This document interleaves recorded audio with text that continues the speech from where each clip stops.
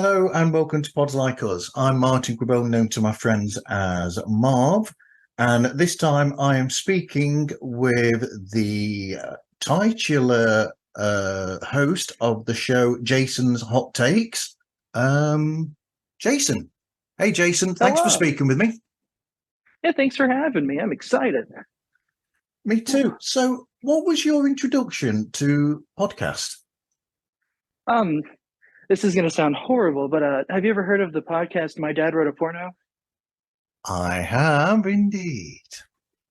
It was the amazing writing style of the one, the only Rocky Flintstone Yep. that got me like listening to podcasts, and then I started like down a whole rabbit hole. I wound up on Kryptonauts, and I was like, okay, I'm stuck here forever. So, what was the journey then from that to starting your own podcast? Were the shows that sort of like inspired you, and how long from there did you get on to starting yourself? I started like I had a friend. He started a show, and I was like, oh, that's a really good idea because I'd been like throwing it around for a little bit. And I was on his show. It was like his second episode, and I was like, "Oh, this is fun! I can totally sit in front of a microphone and just talk about whatever pops into my head for 30 to 40 minutes." So I started it. First episode was, oh God, I don't even remember what my first episode was anymore. Ooh, let I've got me notes. check. I've got notes somewhere because My I podcast. I should know what that first one was about. Well, your first one was actually an introduction, wasn't it? Yeah, it was the intro to the madness. That's it. It was a Uh, 5 minute bit of me going, "This is what's happening. I'm doing this. This is how it's going to go. We'll see." And that was almost 3 years ago. Oh Lord. Time yes. does fly. So I think after that, it was supposed to be what my second episode is supposed to be the first episode, but I edited it, so it Yep. screwed up my order. So it's supposed to be the political parties because at the time politics was like the only thing everyone was talking about, and I was losing my mind. Yep. And I was like, "This is it." And I was like, "Okay, that was rough. Let me change the pace and do something that I love, which is cryptids. Love urban Yes. legends. It's an obsession. I'm planning a tattoo that has the big three from West Virginia, and it's going to wrap around my thigh." You would absolutely love what is it? What have you got? You've got you'd like the shows Tracing Owls. He loves going into those things. Vuk does. You've also got I can't remember now. There's an artist, Todd Purse, and he does artist. He does like art that's all based on those sort of things, cryptids, etc. And he does a Daily Weirdo. Is it? I think it is something like that he does every day. And he talks about the art that he creates, and that's a lot about cryptids. Oh, I could go on for ages and list all shows that you'd love about them. I will get that list from you after this, so I could start down that. We'll sort that out for definite. I'll see if I can sort out a chat with them for you. You'll enjoy that. Oh, that'd be so cool. I wouldn't know. I'd freeze up. It'd be like meeting a celebrity. I'd be like, "Hi, yes, huge fan." Oh, don't. I've been there, done that. But yeah, I mean, you touch all sorts of topics. I mean, you eventually looked at the two-party system on the episode after that one about cryptids, lobster cults, Civil War statues, Starship Troopers, yay, memes, inward thinking, Fallout. Fallout, is that about the game Fallout? I haven't listened to that one. Yeah, I like during that time I was like hardcore binge playing like Fallout 76. Yep. And then I had anytime I'd play it, I had a YouTuber on. Oh god, the Oxhorn. He does Fallout lore, Yep. so I'd be listening to him playing Fallout with my friends, and they'd hear him through my mic. They're like, "What are you doing?" I was like, "Oh, I'm listening to this guy on YouTube. It's great." But I mean, what's the one that I listened to last off earlier on today? I think that's a brilliant one. That where you got so much out of watching a Ted Lasso episode. Yeah, just from the saying of be a goldfish, and the amount where that took you in that, just that little bit of the show, well, all the way through, it was just incredible because, like I've hinted at, you don't really have a structure per se. You just start the recording, talk for however long you feel talking about on the subject. That's me done. Show's finished. And the amount of stuff that you got in that episode from from those 3 words was incredible. Yeah, it was really funny because my wife started watching it without me, and I was Yeah. like, "Oh, that's so dumb! A show about soccer, who cares?" Whatever. Then I was like, then I watched it. She's like, "Okay, I'm going to take a break from it." So I was like, "I'm going to catch up." I was like, "Oh, this is a show about growth and becoming a better person. Oh no!" And they do it in such a way that it doesn't feel like it, because it's just like, hey, it's just this really overly positive dude just doing his thing. And I'm like, this is amazing. That's like a lot of media, though, isn't it? A bit like, a lot of war films. You could call them war films, like Second World War films or whatever. A lot of those are really films about something else, but have the whole Second World War in the background of them. So it's about a relationship. It's about something else. Sort of in Three Kings, it's about stealing gold. But and then there's other things as well. I was going to go somewhere with that, and I can't flip and remember. But a lot of times you have that where you think it's one thing. Yeah, Field of Dreams, sports films. A lot of sports films that people see as being their sports film. Sports is there, like with, say, Rocky, for instance. Rocky, you've got the box in there, but that's really about the relationships between Rocky and Adrian's brother, and then Rocky and Mickey, and how their relationship grows, and the difference between him and Apollo. And then in the second film, you've got how they grow closer together by the end of the film. And then Field of Dreams is about his own relationship with his family, with his, recently passed father or his dad that died, and his wife, and then the family and his daughter. And so really a lot of the time, sports and these things are the backdrop for some more human story. Yeah, that's my wife and I watched McFarland USA. It's one of her favorite movies. Yep. I didn't realize that it was more about adjusting to adversity because of a situation you had no control over, and then growing and thriving out of that, as well as like dropping a lot of prejudices. Like he moved to a town full of like almond pickers in Yep. California. Yep. And he went from like, oh, this is horrible, to like he grew, loved these kids, became a huge member of the community, and he stayed there. And like he still lived there at the time, like when the movie came out, and he helped a bunch of kids. Like he was coaching. He it was a cross country team. It was a movie about cross country running. Yep. I was like, what? Yeah, I was like, you can't just hide themes. You tell me. But you find that in a lot of films. I mean, I think that's what makes it interesting. We did the same with the film last night. We watched an Indian film, The Lunchbox, and that was about. It's a simple enough thing where, so in India they have these things called tiffin tins, and it's sort of like where they get these different tins that are stacked, and they've got a different bit of food in there. So you've got like naan bread in one, and then you've got some like curry in another, and then bits and so it gets delivered to the wrong person, and this person's wife has done it for this other person, not for the person who gets it. And then eventually, over time, they end up sending messages to each other. And you could watch the film and think that nothing's happening and whatever. And then at the end, after a while, I realised that there was more going on under the surface. It's that under the surface thing that actually pulls you into a film sometimes, I think.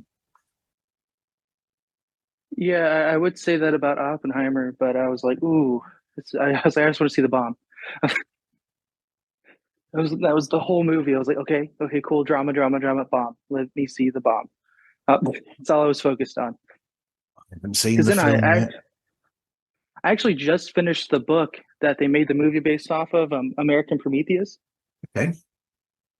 It delves deep into like Oppenheimer's like his mental state during all of that, like everything that was going on with him from a mental health standpoint, like from college to his death. Wow. I was like, this is amazing. Like I didn't realize all this stuff was going on in the background while he was trying to build a bomb that he later regretted doing. Yeah, I mean Well, that's along similar lines to Nobel, isn't it? Who felt really bad because he invented dynamite. ooh, So, ooh. so he felt really bad about that in Nobel, and he tried to change things, and in so doing, ended up coming out with the Nobel Peace Prize that was named after him, and that was all about trying to. He was essentially making up for something that was destructive that he created, and he wanted to bring peace instead into the world and counteract what this awful thing to him that he'd invented had been doing. I agree with you on that one. Like it's wild because people have built like these insane instruments of war to Yep, immediately go, why did I do this? What what have I done? I'm absolutely. like, yeah, like oof, but I'm not that smart. Aren't we all really?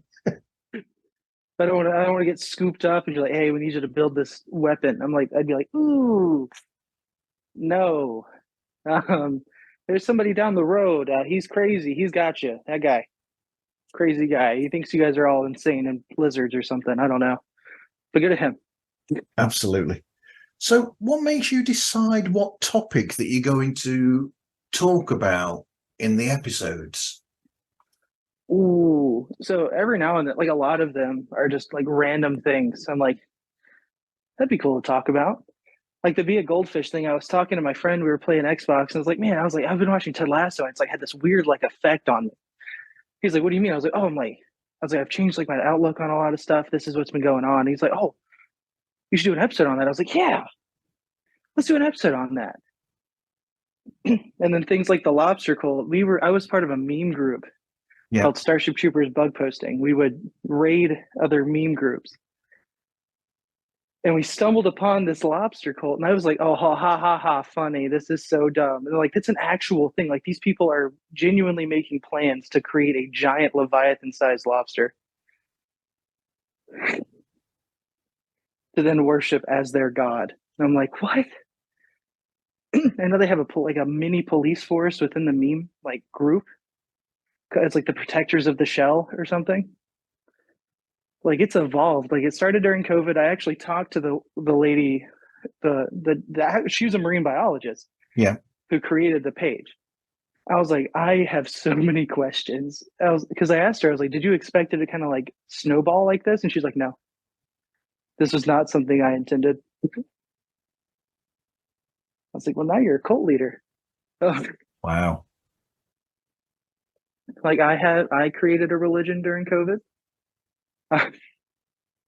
What? Because of a TikTok, this dude built a giant sandcastle and pretended to be the king. But it was when you give your boyfriend a shovel at the beach. And I sent it into my group, my buddy, one of my group chats, and I spelt out shovel in all caps with spaces. And someone's like, "Yes, our new Lord and Savior, the shovel." And I was like, "Oh no, what have I done?"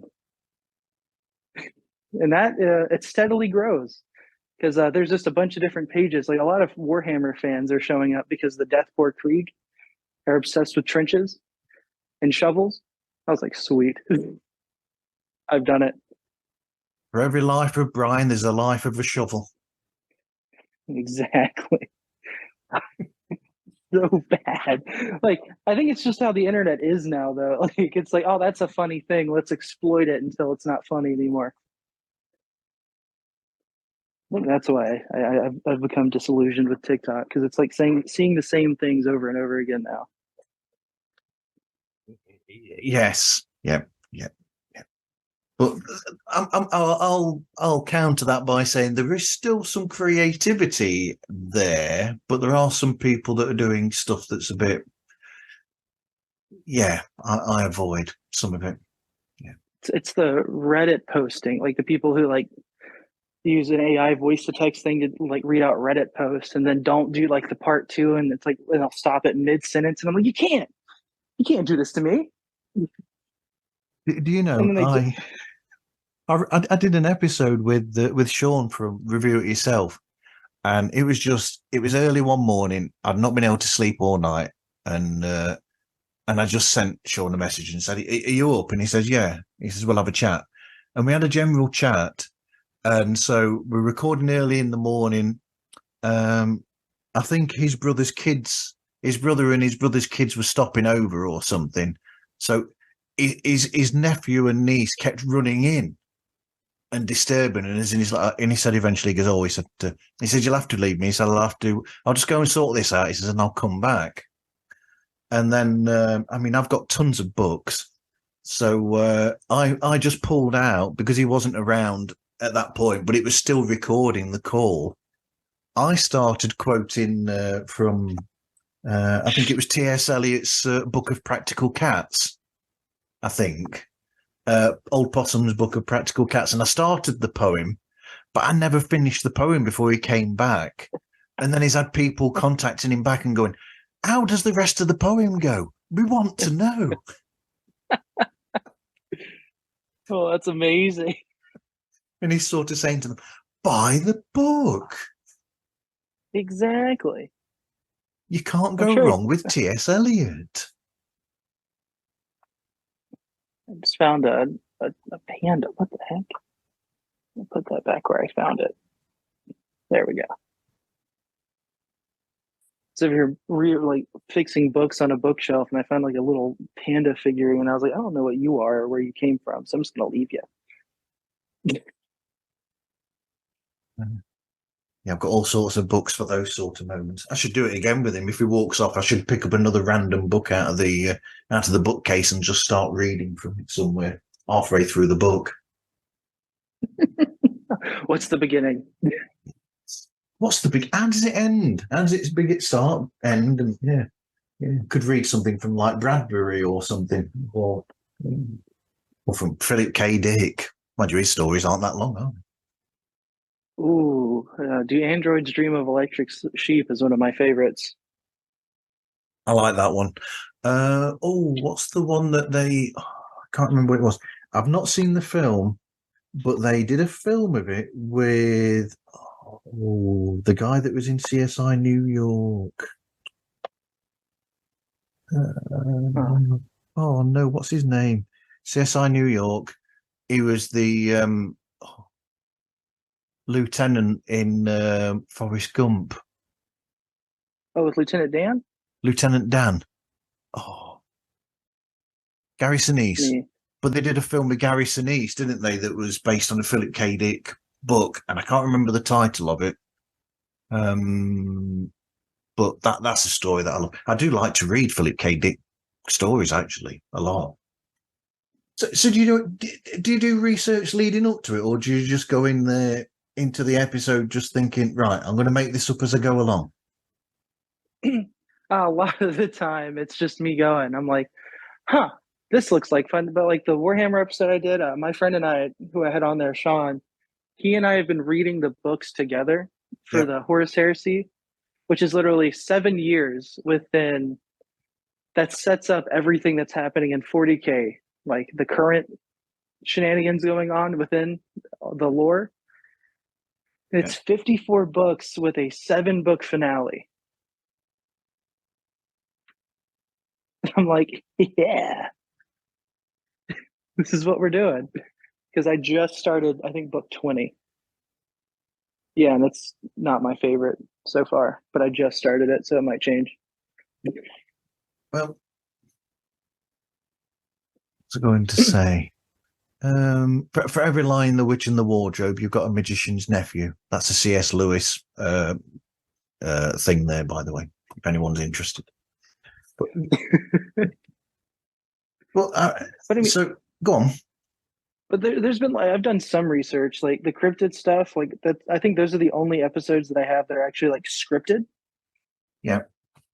Because I'm like, okay, I don't want to like go into this not know like I don't know anything about them as it is, but like I have like Word documents on my phone. They're just this is this scripted, this is this one. Like the last one I did, I think it was the Fresno monster, well, Fresno alien, frog people, and then oh god, there's a third. Let me hop on my Google Drive. But that was a fun little thing because there's a whole Wikipedia for it, and I loved it. Untitled document. It was Fresno Nightcrawler, Loveland Frogman. Oh, it was just two. Ooh, I was supposed to do three, and then I forgot. I thought you put a third one out recently, actually. I'm pretty sure I Yeah, saw Cryptids 3. yeah, that's the one with the Fresno Nightcrawler and then the Frogman. Right. There's a third one I was supposed to put in that episode, but I forgot to do it because I decided that two's fine. I should be able to talk long enough. But I finished them in like 15 minutes. I was like, oh no. That's a short episode. Ooh. So I expand. I got into the Ukraine again. That's Okay. what I did because I've been following it since it started because I was in the military. I got out in March. Yep. Oh, finally freedom. And I was in Poland when the Russians invaded the Ukraine, and my friend woke me up at 2 a.m. to be like, "It's happening. They're invading. It's over. The war's starting." I was like, "Oh, cool. I'm gonna go back to sleep and deal with this in the morning." Yeah. Probably not the best response, but I was just very tired because my wife and I were talking, and I stay up late talking to her, and I had just fallen asleep. Wow. I was like, But it's awful, actually, that the Ukraine, because it's almost like I'll put the news on, and even though it's still going on, it's not such a big subject on the news, at least over here, and it bugs me because it's something that I think is still important and needs something doing about it. well, I think the biggest issue is I hit on this. It's because it feels to me like a lot like the beginning of World War II, where everyone was appeasing Putin because we didn't want to go to war. He's Yep. like, I want Georgia, I want Crimea, I want this. And everyone's like, yeah, that's fine. We don't want to go to war about this because these are just small countries. Yep. And then he invades Ukraine. It's like when he invaded the Polish at the beginning, he struggled. And like that's what happened to the Russians. They got in there and they just started getting wrecked by Yep. these people that are like, they're gonna welcome us with open arms. I'm like, no, they're not. Yep. No, they're not. No one wants to go back under that. No. Except for a bunch of weirdos who are like, yeah, that's such a great idea. And I'm like, no. Let's look back at the 60s. let's hop into that car and see what was really going on behind the Iron Curtain. Absolutely. It was not good. So it's free flowing for the most, but even then with those episodes that you say are scripted, are they only scripted to a certain degree, but you still allow yourself to go away from that script per se?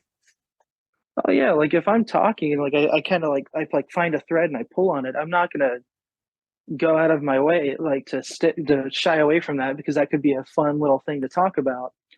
Because I want the show to feel like I'm kind of like I'm monologuing Yeah. in a way because that's pretty much what I'm doing 90% of the time because it's just me. So it's like, hey, this is a little tangent to go down. Let's go down that because I don't split my episodes up unless I absolutely have to. I just do it all one go, and all the mistakes, all the weird noises that I make when I'm recording. I'm pretty sure I cuss more when I'm recording because I just forget what I was supposed to say. Yeah. Really hurts the demographic. Can't people don't like that sometimes, but I'm working on that. But sometimes you will have shows where you have guests as well. Oh yeah, and that's just like friends and people I know. I'm like, hey, you want to come on the show? Like I met this guy, Cody. Oh god, last name starts with an S. He has a show. Yeah. Which the name of which I'm blanking on, but he focuses more on mental health. So I had him on. I wanted to talk about that because I was in the military. Mental health is something that's kind of like turned away from because they don't care. Yeah. Because there's still this huge stigma. Like if you're getting help for depression, you're weak, like from like being a man. Yeah. And that's something that's changing now. And I love that it's changing now. It's a huge thing because that was like what kept me from getting the help that I needed for the longest time. I was like, oh, people are going to look at me weird and think I'm weak and hate me and talk poorly about me behind my back because look at this guy going to go to therapy. But it's been the best thing to ever happen to me. Shout out to a podcast called Extra Duty, where they actually go into the mental health of ex-squaddies, by the way. That's amazing. Yeah, they do actually talk to people about the mental the problems that people have had after leaving the armed forces, and sort of like situations that they've been through that have caused them to be that way, and then they talk about the therapy that they've gone through and how it's helped them, and it's an incredible there's some great stories in there you might be intrigued with. Because I think the biggest thing that I ran into getting out of the military was like losing that structure. Yeah. Because I was like, oh, I don't know what to do because I feel like now my whole day's not planned. I was like, what am I supposed to do with myself? Figured that out real quick. Got into a really easy routine. Wake up in the morning, clean a little bit, hang out with the kids, do some stuff throughout the day.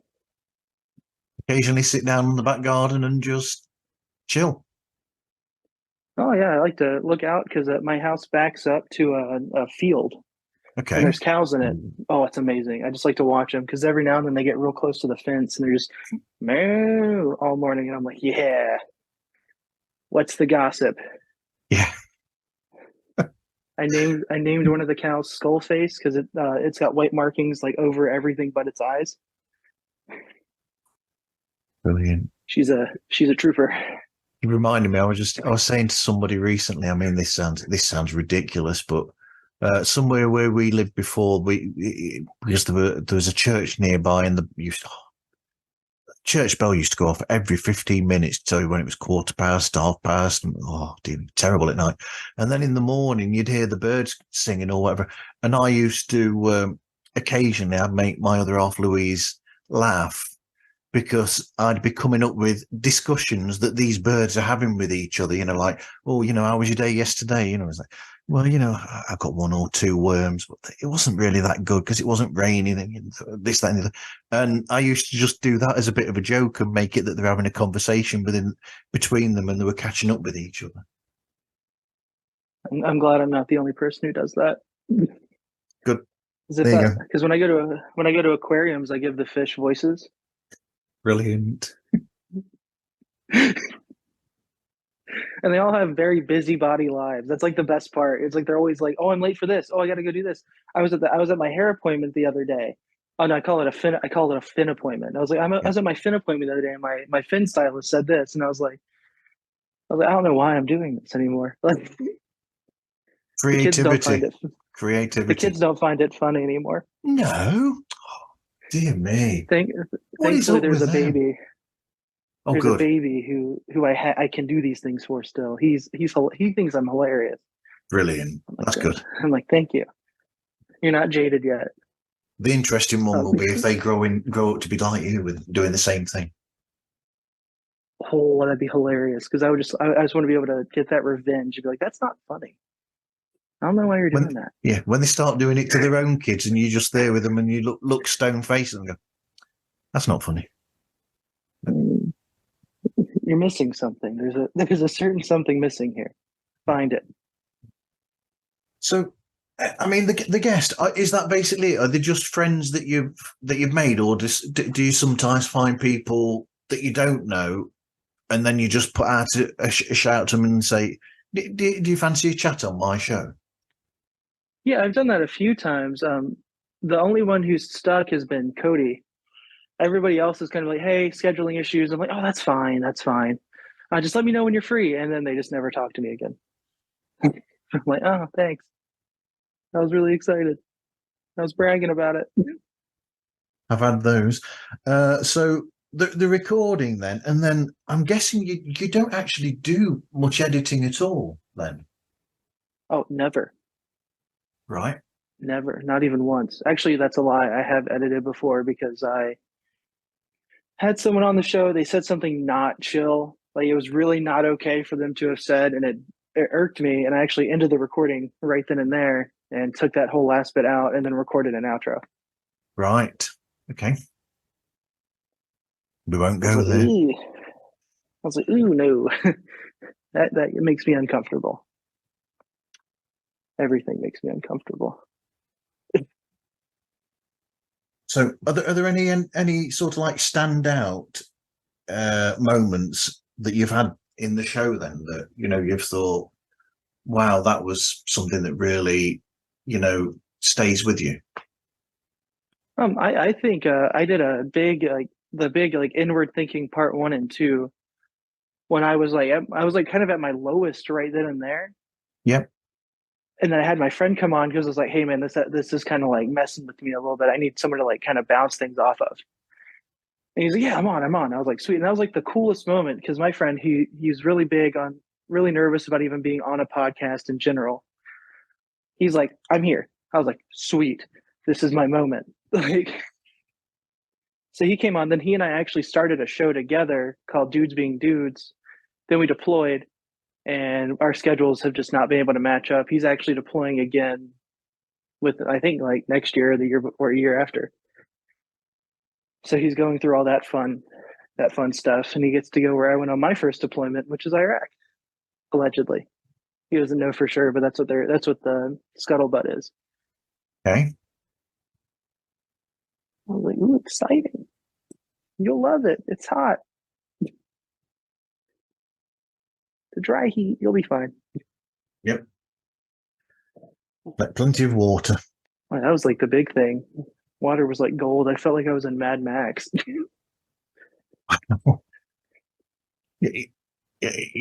going to go on a tangent here and say, go on then. What's your favorite Mad Max film? Oh no, the Fury. Honestly, this is gonna sound bad, but I loved Fury Road. Okay. Yep. And I think it's just because it felt like more modern and like the story was really cool Yep. to me because it was more of like it was an empowerment thing. It was like, yeah, Mad Max, like Max is like the main character, but here are some insanely cool side characters who are like growing and developing as the movie goes on. Yeah. It's sometimes interesting, isn't it? That when a filmmaker when a filmmaker goes back to something from their past, it's a bit like, what am I thinking of now? It's a bit like when Sam Raimi goes back to doing a decent Evil Dead film or something. Or I'm trying to think of people who go back to films. You know what? I Like can't. Ridley Scott in the Alien movies. Well, yes, there is that. Yeah. Like I like that he went back and they did Prometheus, and then I still haven't seen Covenant. I'm like, ooh, I've heard horrible things about this movie, but I've seen all the xenomorphs from it, so I'm like, ooh, those are kind of cool looking. Like those. It's all it's the yeah. art. It's like Clint Eastwood going back to being Dirty Harry. However many times that he was Dirty Harry. I can't remember how many. 5 times, I think. Yeah, I like stuff like that. I like when actors kind of go back to like movies that made them like who they were.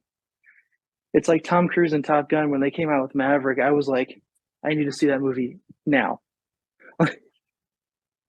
Kept seeing ads for it. I was like, it's time. It's time. I want to see the jets. I want to see all the cool stuff again. The next bit we've got hot takes and gear grinds.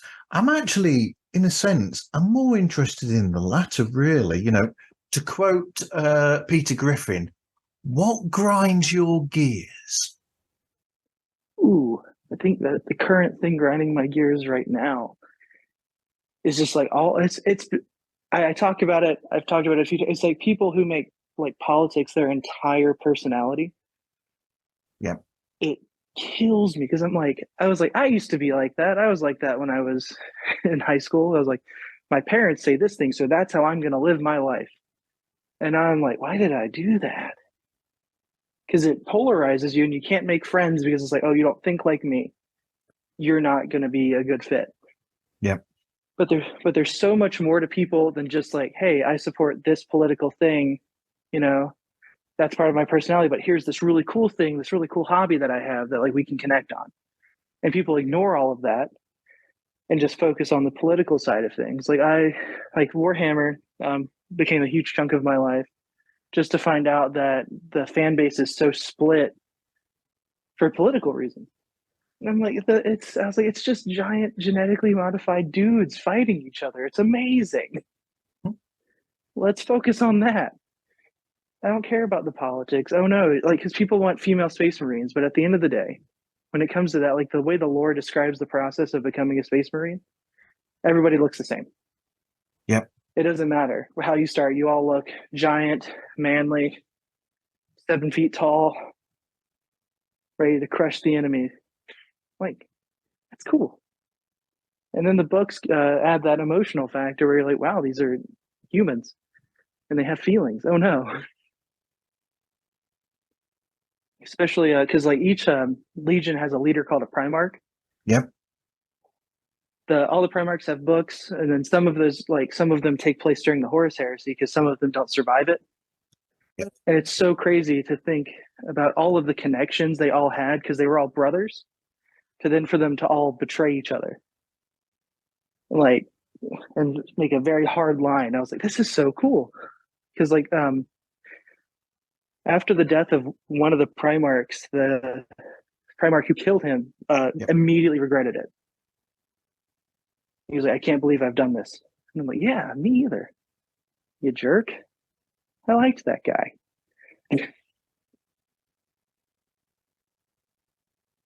So I think that's, yeah, I think I went on a tangent, but that's like what grinds me. It's just like people who use politics to make up who they are. I'm glad you Because went it's off on such a a, tangent. Yeah. because it's such an on the surface thing. Like there's so many things behind that. It's like, what led you to this point? Like what made you want to feel like, what made you go down this line and like on the political spectrum? What are your experiences? I don't care that, you feel this way. I want to know about the person behind those feelings. But if you can't get past that, I'm not going to waste my time and energy anymore. But can't you sort of like look at that from in other ways as well, a bit like, so when I was how old would I been? I think when I was about 18 or 19, I think I started working in a recording studio at that time as admin to start with, and so I thought a certain way about music, for instance, and whatever other people were trying to push on me at the time, I was like, oh no, it's not this or this and this. And then relatively quickly, my opinion changed because I got more, I had more music come into me. I mean, working in a recording studio does that to you, where you have different types, genres of music coming in, and different types of musician coming in. And so I found that over time, my love of music got wider. I began to allow other things in, and it's a bit like my thing with podcasts, where I started my show initially looking at people whose shows I was already listening to beforehand, and then purposely getting myself to listen to other shows from genres that I didn't used to listen to. I think it's made me more open as a person. So the lesson there is to open yourself up to a wealth of options and don't be so stuck in that very narrow alleyway that you're on. Come out to a highway and find all the other information that's out there. Yeah, I get that. I got distracted. I heard a dog bark. Okay. But yeah, I understand. Like, I feel like that can be applied into like movies. Like growing up, I only watched like action movies with my dad, Yep. and now I'm like, oh man, I would love to go watch like Oppenheimer was a movie I would have never seen if it came out when I was younger. I mean, oh, that's so stupid. Why do I need a movie about that guy? And now it's like, oh man, that's amazing. Like this is a phenomenal movie. Like McFarland USA, I was super like apprehensive about it. I was like, oh, that's such a. I was like, that just sounds dumb. And then my wife warned me, like finally got me to watch it. After I told her I was like, you pick the movie this time. She's like, oh, I already know what I'm picking. Because that's her favorite movie of all time. What's that again? What film? McFarland USA. It's on Okay. Disney Plus because Ooh. it's a Disney movie. Yep.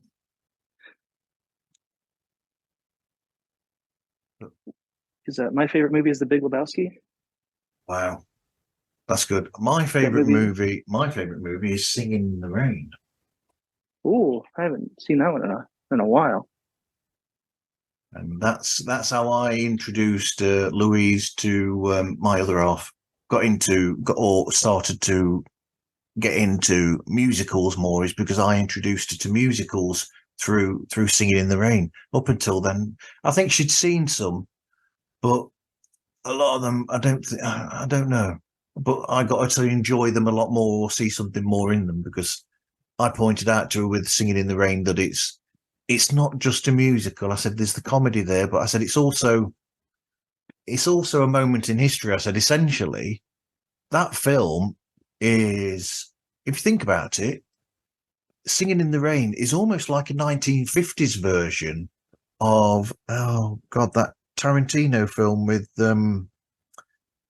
Brad Pitt and Leonardo DiCaprio, where it's a period piece where, so Singing in the Rain, they're talking about Hollywood from around 20 something years beforehand when they were going out of the silent era into the talking era, and the fear that the actors had at that time because they were being made unemployed because they couldn't do actual talking pictures per se. Yeah, I like that. I love that actually. I don't even think about it like that anymore. To think to movies are fun. Like Yeah. there's so many different facets, and you can learn so much from them. Like, and then watching new movies. Like my introduction to musicals was The Producers with Nathan Right. Lane and Matthew Yeah. Broderick. Yeah. Oh, not the original then, the Mel Brooks one from the 70s. I've seen that one. Everybody, we were watching it on Discord, like in a group call, Yeah. and someone was streaming it. Everyone but me was drunk because I had to work the next day, and I was like, I can't even keep up. I don't know how you guys are keeping up because it just throws so much at you so fast. I'm like, oh, what? That's scary. I think my favorite scene in the Nathan Lane one is when they do the Siegfried Oath, Yeah. and they're sitting there, they have their index finger up, but they keep flipping off the camera the entire time.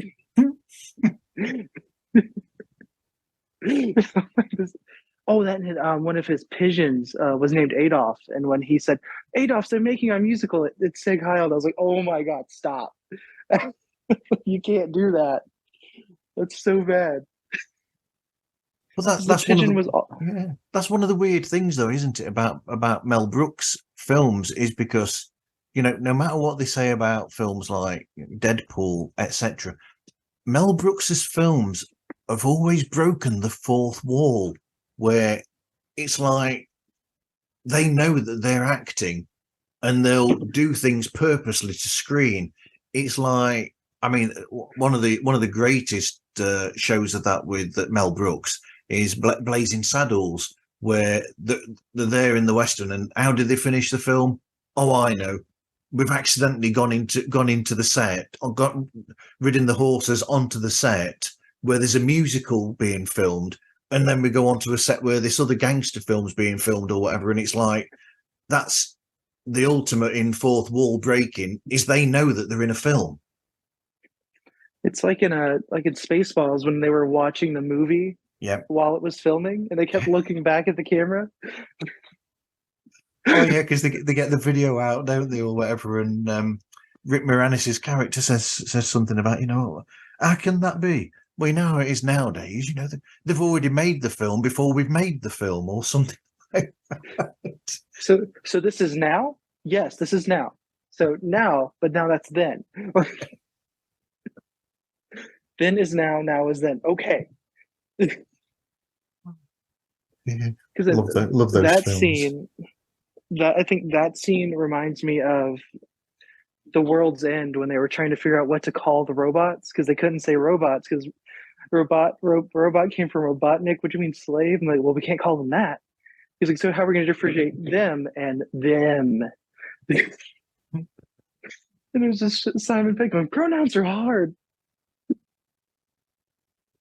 Yeah, sticking with the Spaceballs thing, you've also got the humour there where, so when they were making Spaceballs, Mel Brooks had a chat with George Lucas, and between them, instead of making Bill Pullman's character dress like Han Solo, they made him dress like Indiana Jones instead as a bit of an in-joke. Yeah, because I think George Lucas was like, I do not want him to look like Han Solo. Yeah. Because that's when then the merchandising joke. He's like, so what's the big pull? He's like, merchandising. We got the official Spaceballs flamethrower. I was like, this is great. And then they had the same actor from Alien who had the initial, like the first chest burster, actually in the Yes. movie. Yep. John Hurt. Yeah. The late It's just great the John oh Hurt. no. Yeah. It's just the Oh oh no, no, not not this again. again. Oh dear me, that's brilliant. And then, of course, the alien has to have a song and dance number. Of course. That was the best because it's like, oh, I was like, is this movie about to take a really dark turn? It's like, nope, okay, moving on. I'm a prince. So, what would be this one here that I've got here? Life tips. This could sound a bit pretentious, but what tips would you say? Do you think are important to you to live by? Oh, I mean, I named a whole episode after Be a Goldfish because Yep. it takes too much time and energy to just kind of sit there and hold on to things because you're angry about it for so long that it's just consuming who you are, and that's all you want to be angry about. And it's like, why do that when there's like beautiful things happening elsewhere that you could be focusing on? And then I don't know, something else. Oh, the quote from John Lennon, "Life's what's happening when you're too busy making plans." Because you can sit there and you can be conniving, thinking about what you want to plan for your life, but then you're probably going to be end up missing huge events like deploying. I was too busy focusing on what I wanted to do when I got back. I was like, this is what I want to do when I get back, and I was missing out on like so many cool things with my friends Yeah. because of that. And that's kind of like stuff that I live by. It's like I do everything pretty free form now, not by choice sometimes, but it's all about kind of moving and adapting where whatever curveball's thrown your way. Because fighting that does nothing but kind of hurt you and hurt everybody around you in the long run. Yeah, you have to watch that because things that happen around you can stop you from being who you are or who you should be. They make you into a copy of what they want you to be as opposed to who you want to be. It's like it was BoJack Horseman. Geez, so many like meant to be lighthearted shows. Well, that one's not Yeah. really, but they got big messages across by using animals that to represent humans. It's like you become like a Xerox of a Xerox, where it's like you're not you, you're who they want you to be. And that hurts you and hurts the people around you because you're acting differently, you're not being yourself. But that You got to that do that. You got to yeah, be yourself.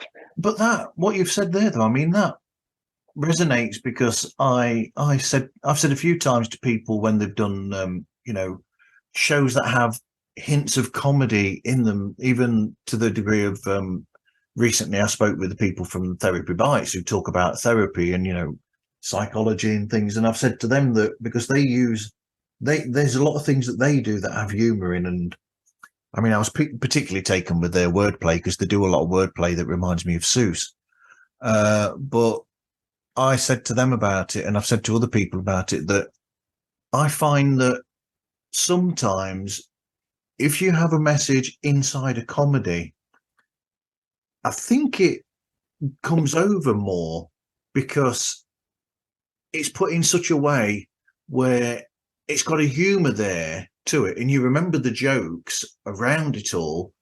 But because those jokes are so there with you, or after the event, they make you think of the actual serious subject that's behind the humor.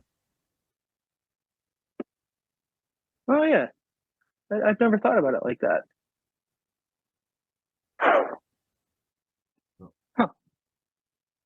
That does make more sense because there's a lot of funny shows. I'm like, oh, that's a really deep thing. Yeah. It's like when you have, the heartache from a relationship breaking up in The Office, for instance. I suppose. I mean, I've never watched The Office, but from what I've heard, that resonates with people more because you've got the underlying humour that's there, but you understand the emotion more because it's stuck smack bang in the middle of a comedy. It's like that's like when it's like season 6 of the American version of The Office. Yeah.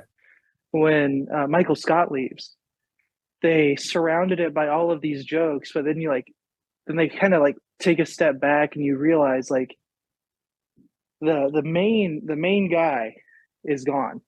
Yeah. And you're like, oh no, because I think his last words to Jim, he's like, how about this? Tomorrow we'll get lunch. You'll tell me about how great of a boss I am, and we'll leave it at that. And Michael was leaving that day. Yeah. And I was like, oh no, oh, don't like that. But I love stuff like that. Like that's a big thing. It's like in that Run Fat Boy Run, another Yes. great Yeah. Simon Pegg movie.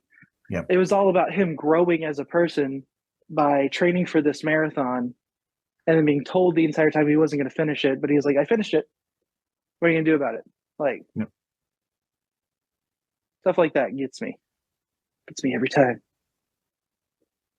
But at the same time, that is about somebody who is put down so much that he does that.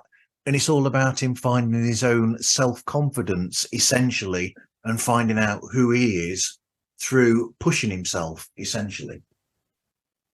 Yeah, it's phenomenal. I love like writers who do things like that. Like that's a big thing. Like that's another thing going on is this writer strike in Hollywood. Yeah.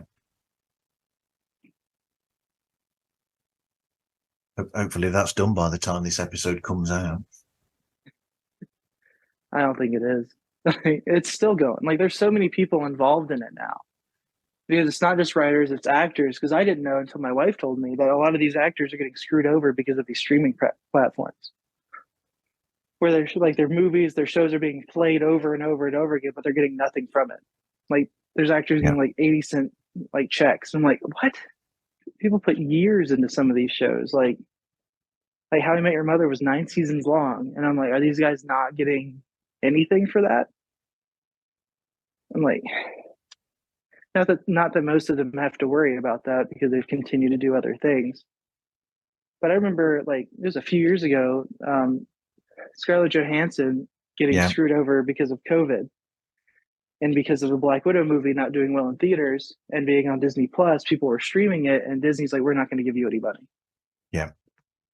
And she's like, I just put everything on hold for this because of my contract. I should be getting paid. I think she won that. Well, the problem that she had with that was also the fact that she, as opposed to getting a specific amount for making that film, she was going to get percentage. So, as a producer of it as well. So she was going to get a percentage. So what happens there is she would have got a percentage of the cut from the cinema. So what happens is that because it was pulled and not put at the cinema and they put it onto streaming instead, she's arguing that then she's not making money from it per se, because all of her money comes from a percentage of the money that it would have taken at the cinema. So therefore, she's not getting paid she's not getting paid for the work that she did. I agree with that because like people say acting's easy and it's not. You know, you're up all hours of the day, sitting through all these, like sitting in makeup, going through all these rewrites, going through all these different scenes, doing the same scene a million and a half different times in a million and a half different ways. I'd want to get paid at the end of the day. You know, I'd be pretty pissed off. Who was it recently? I did the. I don't know whether you caught it, but I put out a group chat. We were talking about AI or the use of AI, and in that somebody brought out a story about somebody went in to a sound studio and recorded some dialogue for Mighty Morphin Power Rangers, one of those actors. So he went in and I think he did 2 hours and he got paid money for 2 hours. However, that dialogue that he recorded was used for, I think, 2 or 3 seasons of the show and then 2 films. But he only got paid for those 2 hours of work. He didn't get paid anything for the 2 or 3 seasons of the show and the 2 films that dialogue was used for. That's ridiculous. Yeah. Because if you're like, he's like, I don't trust AI. Like, that's a big thing. I'm very team Elon Musk with that because I've seen enough movies, Terminator, to know it doesn't end well for anybody. But I didn't. I accidentally closed the Zoom app. I was trying to close out something else. Okay. But looking at the AI thing, I mean, that's another thing, really. I mean, people go on about the Hollywood actors, this, that, and the other, and they make all this much money, this, and this, and that. But you're only looking at those actors that are the minority, essentially, that make that sort of money. The big argument comes from the ones who aren't actually getting work that much as actors, and they're having to do like another 1 or 2 jobs to supplement when they can't get work. And now that situation's been made even more difficult for them or more tenuous because you've got studio heads saying things like, well, we don't need to employ them. We can just do green screen with all the main actors on the screen, and then all these superfluous characters can just be artificially placed in there using AI, computer generation, and just throw them in there, and then we don't have to pay all these extra people this money that to the studio heads aren't necessary, which is really not right. Yeah, because like what happens when these actors you want are old and they can't act anymore? Then you're going to not have this pool of people to use that have the experience to take on these big roles because you're just replacing them with big people. Then I feel like by the time that happens, they'll just have robots doing movies. We won't even have to worry about that anymore. Well, I mean, I've not seen it yet, but I mean, even you've got then the possibility of a film like The Flash, where there's a sequence there where you've got people who are no longer with us, like Christopher Reeves in a scene. You've got the original Superman, George Reeves, who incidentally they didn't need to pay anybody any money to use his likeness because he hasn't got any surviving family. But then you've got that, and also you've got the thing with James Earl Jones where the deal was made that they've got all of his dialogue, and they made a deal where they can just have anybody in a Darth Vader suit, and they can use all this audio that they've recorded of James Earl Jones over the years. So is that the future then? Are they just going to potentially make computer generated films essentially using these actors who are no longer with us, that they've got the likeness and the voices of, just place them into films 20, 30, 40 years after they've died? And yeah, I mean, that's a scary thought. Well, people are already doing that on TikTok because they have these AI voice generators having them like, I've seen stuff where like it's like Freddie Mercury singing like a newer song. It was like and like Frank Sinatra singing "Raining Blood." I don't know why that was the choice they went. I was like, I like that song, but I was like Frank Sinatra. Are we going? We're really going to go this route? And then you have all these different voice actors who can just do these voices for these people, even if they wanted to, because they're so good at these impressions. So I think we're just going to run into a cycle like that eventually. Not now, not I don't think anytime soon, but there will be a point when we have that cycle. But these smaller actors that aren't getting the roles and being looked over and being passed over for AI characters, basically. The thing is that those actors there, they are potentially what could be the future stars. It's a bit like, you go back far enough and you'll find, Brad Pitt doing an advertisement for something on television for some, was it a drink or something, I don't know, some sort of, carbonated drink. I think that's his first role on the television, was an advert doing that. But if you've got computer generated people doing that and then having that slow build to becoming that big star, you need that sort of like backing to bring these people up to that level to have the future of the industry. But I think people like the studio heads are not looking at it from that way. I think they're looking at it's like, what's going to save me money so I can line my pockets.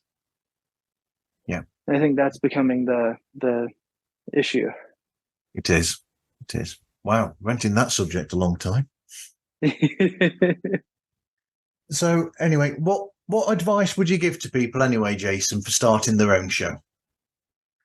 Ooh, be yourself. That's a big thing. That was something that I feel like I kind of fell away from, because at first I was like, oh, I want to be like these podcasters. I want to be like funny like them. I want to do these kinds of things. Then I was like, why am I wasting my time trying to do what everybody else is doing, when this idea that I had this idea and I was like, this is an amazing idea. Why am I not expanding on that? Why am I trying to turn it into something else?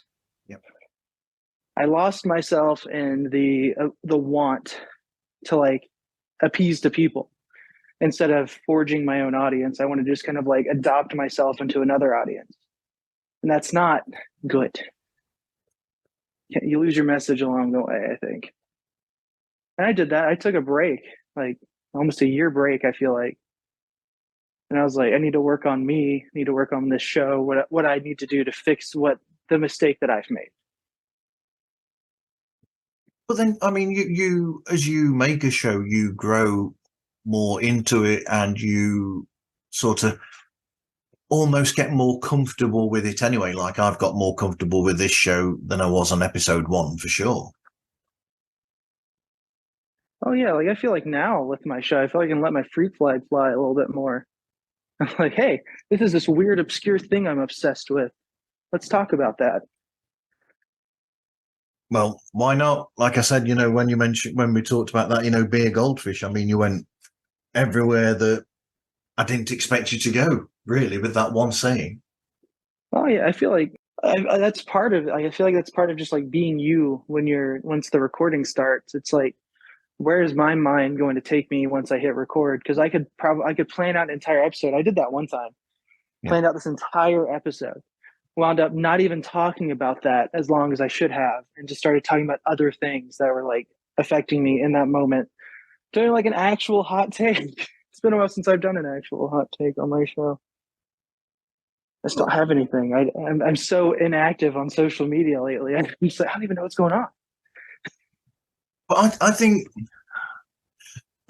it's worth listening to your show for people to listen to, because I mean, I found myself during this chat with you getting really carried away with the tangents, as I call it, and that's what your show really has, got so much of. It's got that tangent that it's interesting because it shows you where you can go to if you just let yourself go with the flow, basically, and see where it goes. I think the funny thing I do before I record every episode is I listen to "Lose Yourself to Dance" by Daft Punk. Yep. And it's like I get in the zone. I'm like, this is it. It's the come on bit, which is like, come on, come on, come on, come on. Oh, my AirPods just died.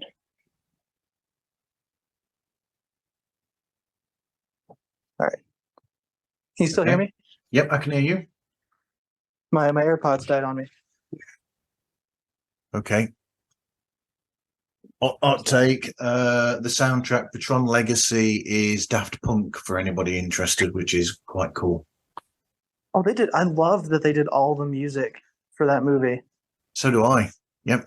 I love that. My favorite scene is when they go see Zeus and they're in the booth. I was like, oh, I know who they are. Another And hot, they, yep. I was going to say another hot take is that film's a lot better than people make out as well. oh, I absolutely love it. Jeff Bridges.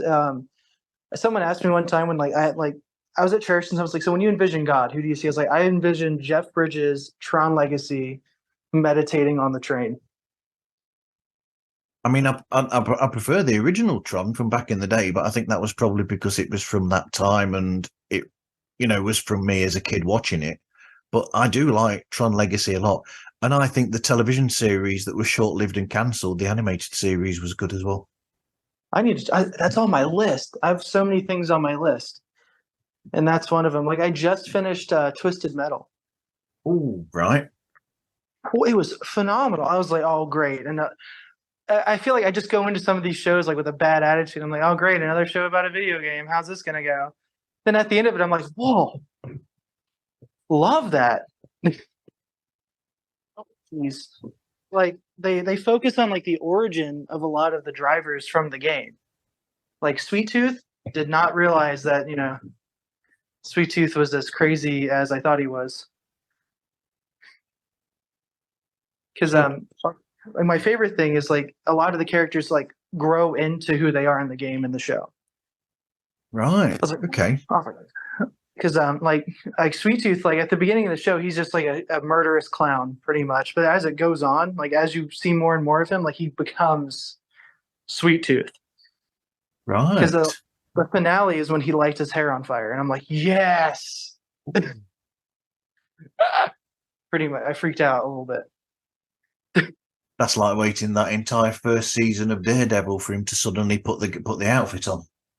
Oh yeah, that I know. Like, the slow build is what killed me. I think in Daredevil, I was just like, "Let's go. Let's see the suit. I'm ready for the suit. We've been talking about it the whole show. Let's go. It's here. Yep. It's here. It's here." Yep. Second season of that was brilliant. Oh, like Marvel did really well with TV shows. Like I can say the same thing about like the DC shows, like Flash. Yep. Love the Flash. I liked the Arrow. I liked Arrow up until the end when it just kind of got a little weird because it was the crossover episodes that started to kind of like weigh on me. Okay. I always fancied watching those because you've got like, is it the Flash where you've got he suddenly goes somewhere and he's got like Lucifer there, the Tom Ellis character from the Netflix series. Yeah, because they're all CW shows, so they were able to kind of like throw it all together. Because when they threw, what was it? Oh god, it was the first time they kind of connected Arrow and the Flash, because those are the only two like shows on the CW that were DC at the time. Yeah, it was so cool until I was like, what if someone doesn't like watching Arrow? Now they have to go watch the lead up to that crossover. Yeah, but we had that. Yeah, I was going to say we had that back in the day with Buffy and Buffy the Vampire Slayer and Angel, didn't we? When you'd have like crossovers they'd have something go off in one episode of Angel, and then Angel would go over to Buffy, and you'd have a follow up to that. Yeah, and like it's a cool concept as long as like the writing is there. Like that's my big thing. Is like sometimes like I feel like the writing gets really lazy, and I'm like, oh, so we're just not really going to work on this one. Okay, thanks. I dragged myself all the way to Supergirl for this. Yeah, I've pushed myself during the recent flipping Marvel stuff, and it's not really gone anywhere, has it? Yeah, I fell asleep watching Secret Invasion. Yeah, 6.5 out of 10. There you go. Secret Invasion. Then I did watch Guardians 3 because it was on Disney and I didn't feel like seeing it in theaters. Not as bad as people said it was. That is a really good film, and it's got a lot of heart in there as well. Oh yeah, like I didn't realize that like Rocket was as deep as he was. Like I love that they made them like him the focus of that movie and showing like his growth from 1 to 3, because we kind of got everybody else's growth during like Endgame, the first two Guardians movies. Yeah. And like Rocket was just kind of there. They're like, hey, this is what happened to him. And then the introduction of Adam Warlock was just hilarious to me. Yeah. Yeah. The fact that they made him out to be a bit of a, I'm trying to think of the word for it now. Yeah. Bit of a doofus.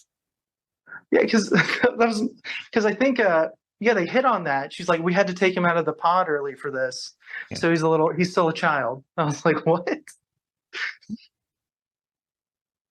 was like, okay, we'll see how this one plays out. And then A word to those people that follow these things looking for the comic accurate.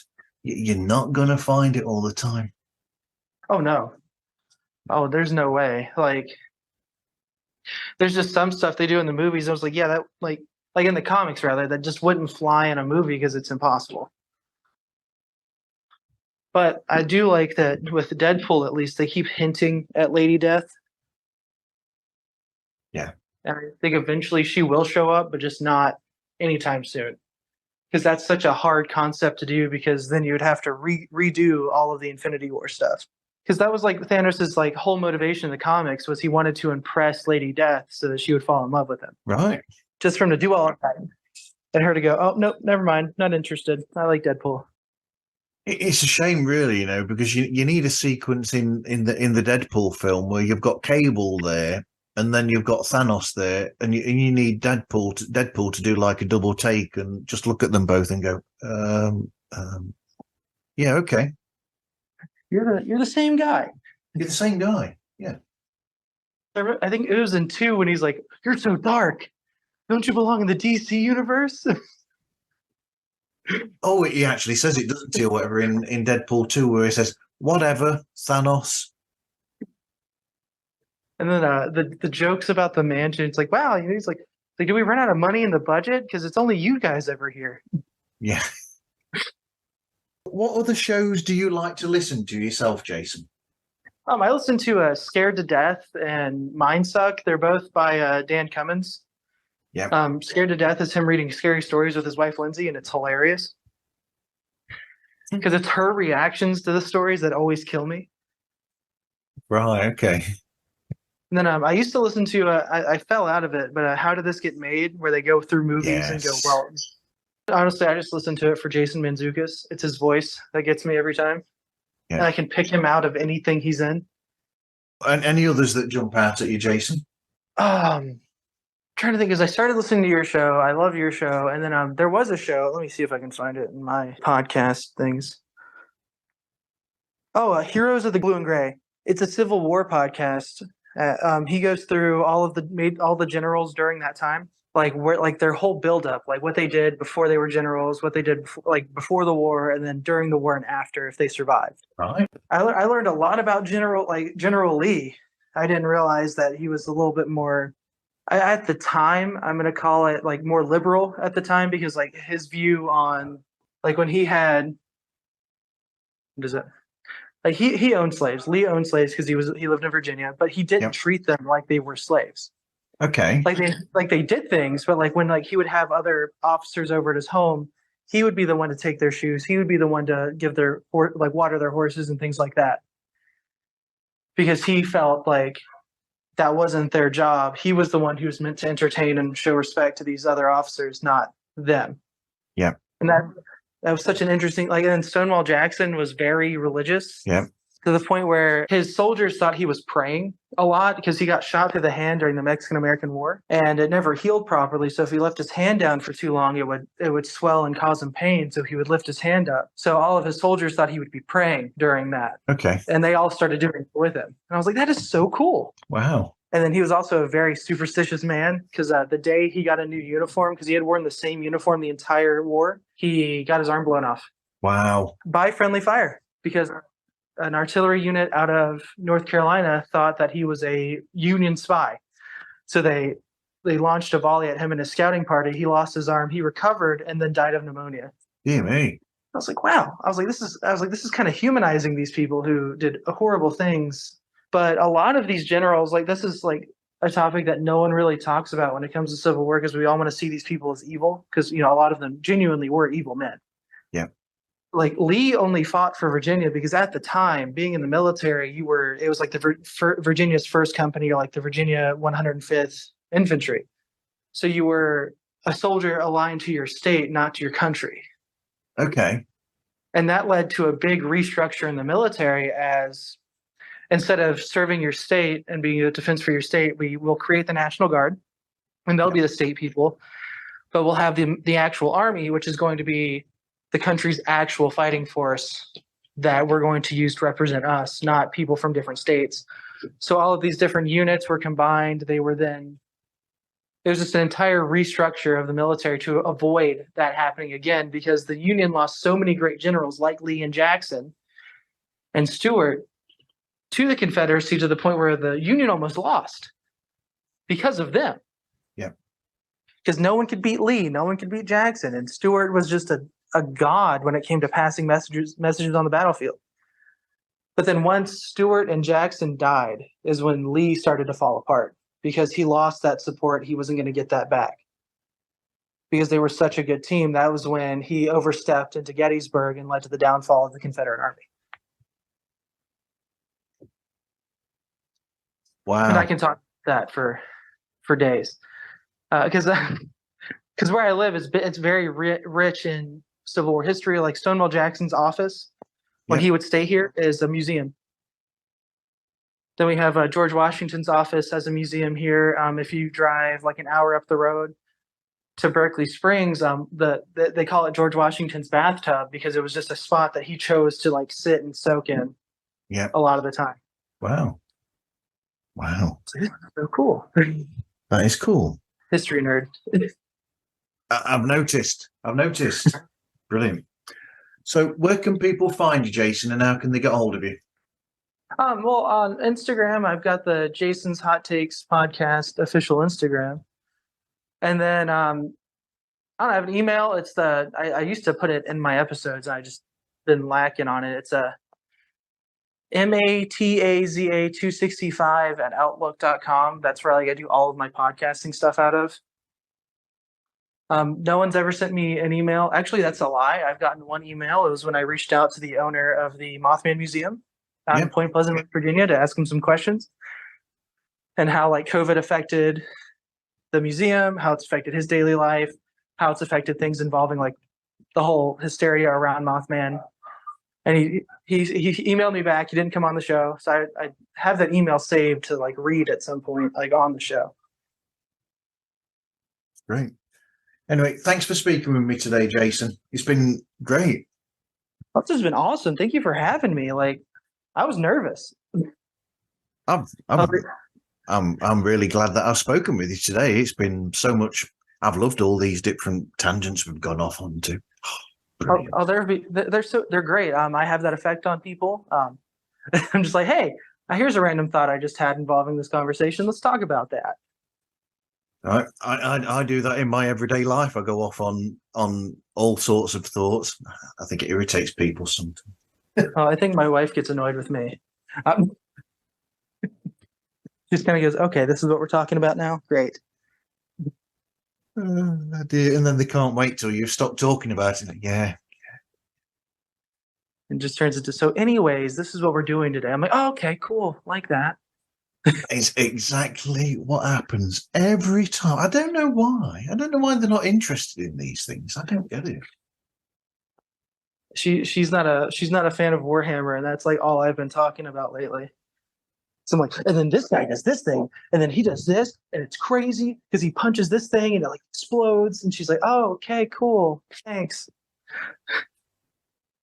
Oh, dude, that's like me with like a guitar chord or something. You know, I'll be there with a guitar and I'll be there going, oh, now if I take that finger off there, you know, that makes it into a minor seventh, and that finger on there makes it into a ninth, and it's sort of like, oh, really? But I'm gonna hop off here. Got to go make dinner. All right. Anyway, thanks for speaking with me today. You take care. Perfect. Thanks for having me. You too. This has been awesome. I'll reach out to you. All right. Thanks, Jason. Take care. Thank you. Bye. Anyway, you can find Pods Like Us on Instagram, Twitter, Facebook, and on Threads, and contact us through podslikeus@gmail.com. Anyway, thank you everyone for listening, and hope you listen again to another episode of Pods Like Us.